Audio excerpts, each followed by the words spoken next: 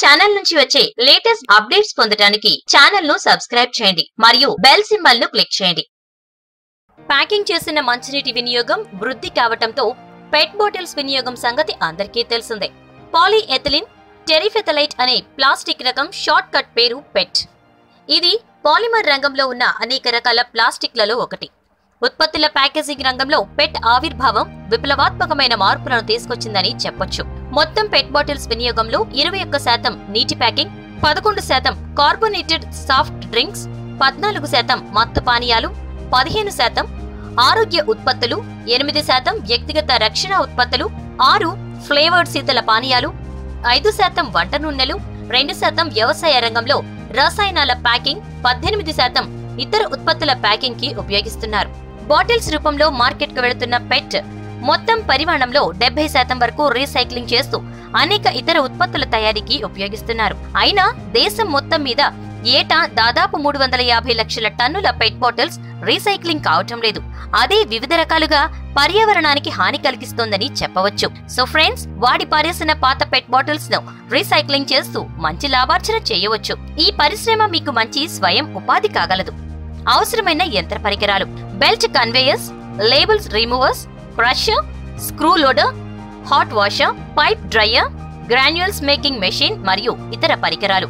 ఈ పెట్ bottles recycling plant సుమారు 12 లక్షల నుండి ప్రారంభమవుతాయి.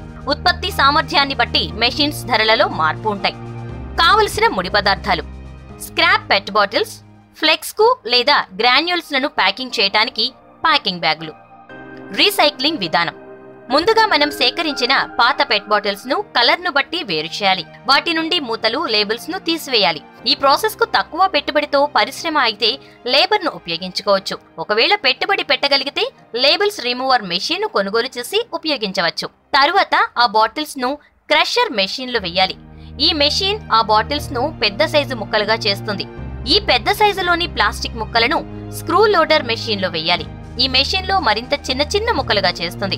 ఈ ప్లాస్టిక్ ముక్కలను ఫ్లేక్స్ అని అంటారు. ఈ ఫ్లేక్స్ ను అనేక సార్లు శుద్ధి చేసి ఆరబెట్టాలి. ఈ ప్రాసెస్ లో నీరు అధిక పరిమాణంలో అవసరం ఉంటుంది. ఈ విధానాన్ని ప్రైమరీ స్టేజ్ రీసైక్లింగ్ ప్రాసెస్ గా చెప్పవచ్చు. తరువాత ఈ ఫ్లేక్స్ ను గ్రాన్యూల్స్ మేకింగ్ మెషిన్ లో వేయాలి. ఈ మెషిన్ ఈ ఫ్లేక్స్ ను అధిక ఉష్ణోగ్రతతో వేడి చేసి న్యూడిల్స్ వంటి ఆకారంలో సన్నని దారాలుగా నీటి గుండా బయటకొస్తుంది.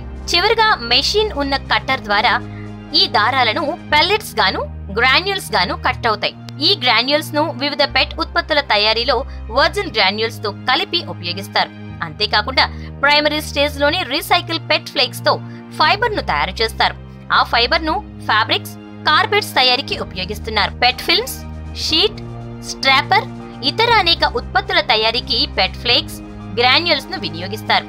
అందువల్ల రీసైకిల్డ్ పెట్ ఫ్లేక్స్ కు మార్కెట్ సమస్య ఉండదని చెప్పొచ్చు.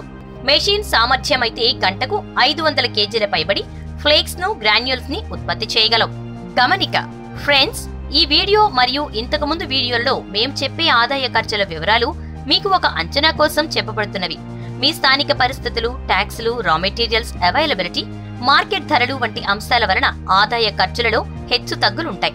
మీరు పరిశ్రమను ప్రారంభించే ముందు లోతుగా అధ్యయనం చేసి పరిశ్రమపై పూర్తిగా అవగాహన వచ్చిన తరువాత మాత్రమే ప్రారంభించగలరని మా మనవి. మార్కెటింగ్: మీరు తయారు చేసే ప్లాస్టిక్ ఫ్లేక్స్, గ్రాన్యూల్స్ మార్కెటింగ్ కొరకు ఫైబర్ ఐటమ్స్, ఫైబర్ కార్పెట్స్, పెట్ ఫిల్మ్స్, షీట్స్, స్ట్రాపర్ వంటి ప్రొడక్ట్స్ ను తయారు చేసే పరిశ్రమను సంప్రదించాలి. ఇంకా indiamart.com, TradeIndia.com వంటి వెబ్సైట్లలో రిజిస్టర్ అయి వీటిని అమ్ముకోవచ్చు. ఇంకా ఇటువంటి రీసైకిల్ ఫ్లేక్స్, గ్రాన్యూల్స్ ను హోల్సేల్ గా కొనేవారిని సంప్రదించాలి. మరిన్ని మార్కెటింగ్ వివరాల కోసం జిల్లా పారిశ్రామిక అభివృద్ధి సంస్థను సంప్రదిస్తే వారు మీకు సహాయపడతారు. లైసెన్సులు, లోన్స్, సబ్సిడీ వివరాలు: మీకు స్థానికంగా అధికారుల నుంచి ట్రేడ్ లైసెన్స్ అవసరం. ప్రస్తుతం GST నమోదు తప్పనిసరి. ఇంకా బ్యాంక్ లోన్ కోసం మీరు గాని, బిజినెస్ కన్సల్టెంట్ ద్వారా గాని మీరు ప్రారంభించబోయే పరిశ్రమ యొక్క ప్రాజెక్ట్ రిపోర్ట్ తయారు చేసుకుని మీ లోకల్ బ్యాంక్స్ ను సంప్రదించండి. అలాగే మీరు సబ్సిడీ కోసం ఆన్లైన్ లో MSME ఉద్యోగ ఆధార్ దరఖాస్తు చేసుకోవచ్చు. లేదా మీకు దగ్గరలోని జిల్లా పారిశ్రామిక అభివృద్ధి సంస్థను సంప్రదించి MSME ఉద్యోగ ఆధార్ దరఖాస్తు చేసుకోండి. ఈ వీడియో కనుక మీకు నచ్చినట్లయితే లైక్ బటన్ ప్రెస్ చేయండి మరియు మీ ఫ్రెండ్స్ అందరికీ షేర్ చేయండి. మా ఛానల్ నుంచి వచ్చే లేటెస్ట్ అప్డేట్స్ పొందడానికి ఛానల్ ను సబ్స్క్రైబ్ చేయండి మరియు బెల్ సింబల్ ను క్లిక్ చేయండి.